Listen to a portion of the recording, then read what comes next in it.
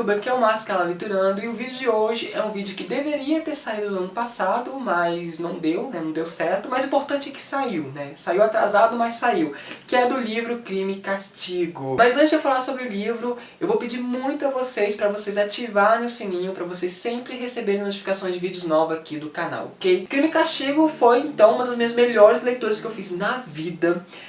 Eu li também no ano passado Os Irmãos Karamazov e, gente, eu não sei escolher qual dos dois foi minha melhor leitura, tá, do Dostoiévski, porque os dois são incríveis, os dois me surpreenderam muito, tá? E por isso, pra mim, na minha opinião, são dois livros indispensáveis. De coração mesmo, eu desejo que algum dia na vida de vocês leiam esses dois livros, que eu tenho certeza que os dois vão enriquecer muito vocês como leitores. E o Dostoiévski está se tornando aí um dos meus escritores favoritos.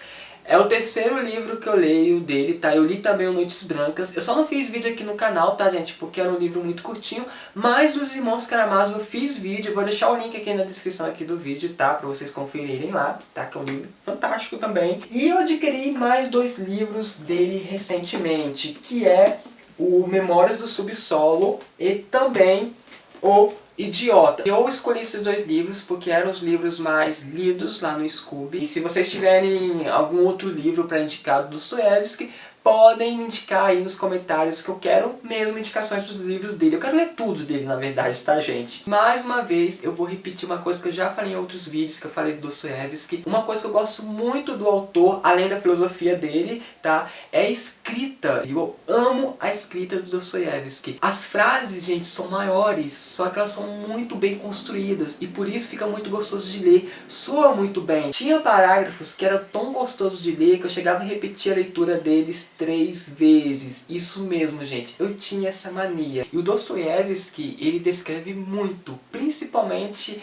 a personalidade dos personagens. Os personagens são incrivelmente humanos. Assim como as pessoas reais, os personagens eles têm as suas loucuras, os seus vícios, os seus tormentos. Elas têm o seu lado sombrio, algumas são mais intuitivas, mais místicas, outras não. E assim como a maioria das pessoas reais, os personagens do Dostoiévski são personagens infelizes, né? Ou que pelo menos vivem a maior parte do tempo infelizes. E essa característica acaba nos contemplando com uma história muito profunda em que a psicologia dos personagens acaba ganhando um papel muito importante. Do pouco que eu li do Dostoiévski, eu pude perceber que o grande tema que ele gosta de abordar é sobre a infelicidade, né? É sobre o lado decadente e triste do ser humano, que está sempre a um passo da sua própria ruína. Então os personagens aqui, gente, eles não vivem. Na verdade, eles sobrevivem neste mundo desumano. É muito legal, gente. O Crime e Castigo vai contar a história, né, de um personagem chamado Raskolnikov. Eu acho que é assim que se pronuncia. Se eu pronunciei errado, vocês me dizem aí nos comentários. Ele é um jovem estudante de Direito, mora em São Petersburgo, numa pensão, numa casa alugada. E ele está passando por muitas dificuldades. Ele está sem dinheiro nenhum. Inclusive, ele teve que parar a faculdade, né, trancar a faculdade em virtude disso. Né? E ele vive assim numa situação bem precária. E a mãe dele e a irmã, que moram em outra cidade, não podem ajudá-lo porque elas também estão passando por dificuldades. E assim como outros jovens estudantes, ele tinha a mania de visitar uma velhinha viúva para empenhar objetos e conseguir algum dinheiro. Só que essa velhinha, gente, é uma velhinha extremamente nojenta, antipática, arrogante, trata todo mundo mal. Você não vai ter nenhuma simpatia para essa velhinha, mas ela quebrava esse galho aí dos estudantes, né, em dificuldades. E ele alimentou uma ideia muito sinistra de matar essa velhinha e roubar o dinheiro dela, pois ele acha que essa velhinha tem muito dinheiro. E ele arquiteta esse plano friamente desde o início da história, tá, gente? Inclusive, quando ele vai visitar essa velhinha, logo aqui no início da história, para empenhar mais alguns objetos dele, ele vai mais com a intenção mesmo de estudar o local onde ficam os móveis, onde possivelmente a velhinha guarda o dinheiro dela. Então, 3 dias depois dessa visita, ele volta novamente na casa da velha, justamente já com a intenção de matar ela, né? Inclusive, ele leva escondido o machado com ele. Ele chega lá, a velhinha recebe ele, inclusive meio surpresa, porque, né, pelo horário que ele vai visitar ela. E aí ele dá cabo ao seu plano, ele mata a velhinha, tá, de forma cruel, assim, muito fria, tá? Só que o plano dele não sai como ele esperava, porque ele não contava que no dia a irmã dessa velhinha estava nessa casa.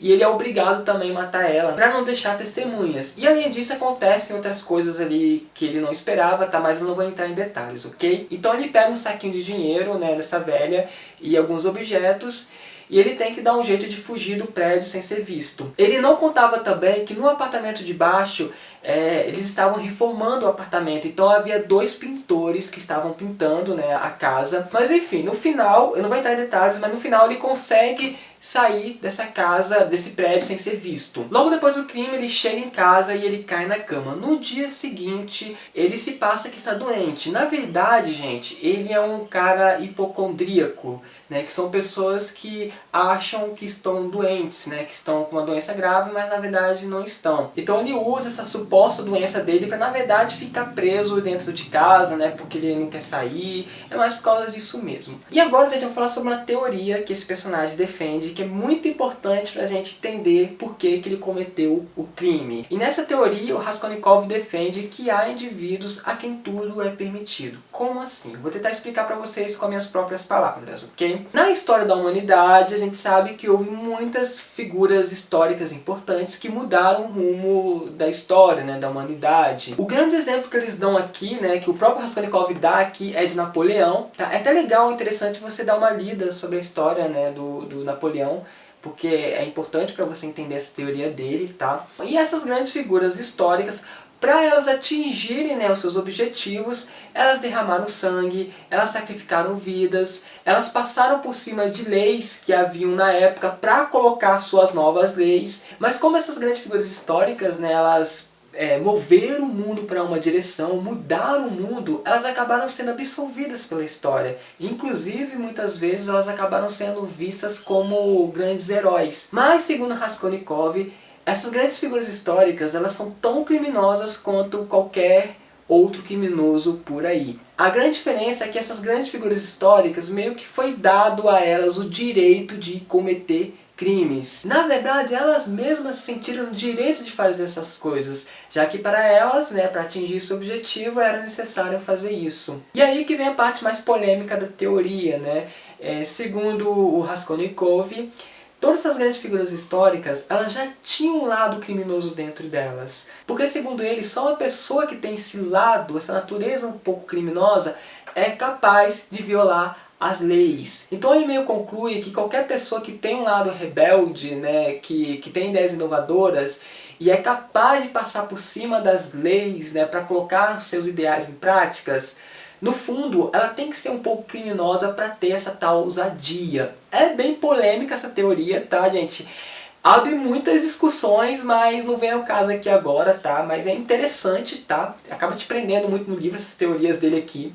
Enfim, gente, o problema é que ele acaba usando essa teoria dele para justificar o seu crime. E o que tem a ver essa teoria com o crime? Aí vocês vão ter que ler o livro para descobrir. Bom, gente, existe um investigador que está atrás do criminoso, que é o Porfiri Petrovich. Eu acho que pronunciei o nome certo dele, tá, gente?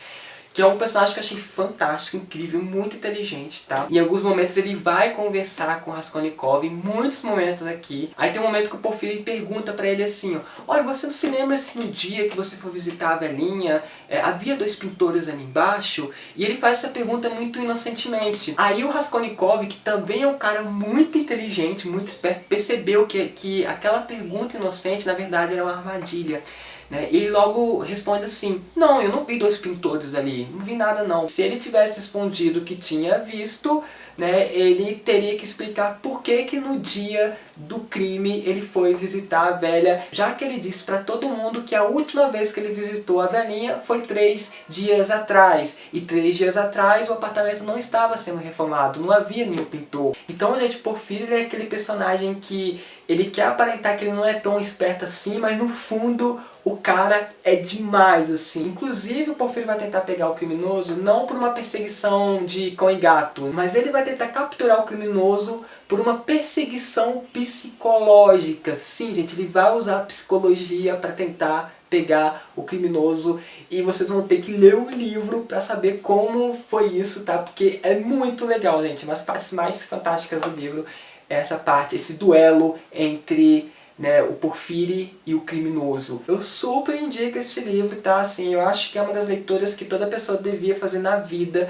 Se você gosta de histórias em que há crimes, que há investigações, eu acho obrigatório você ler este livro. Espero, gente, que vocês tenham gostado do vídeo. Deixe o joinha para ajudar, curtem lá a página do canal, o link vai estar na descrição aqui do vídeo. Até o próximo vídeo e tchau pra vocês!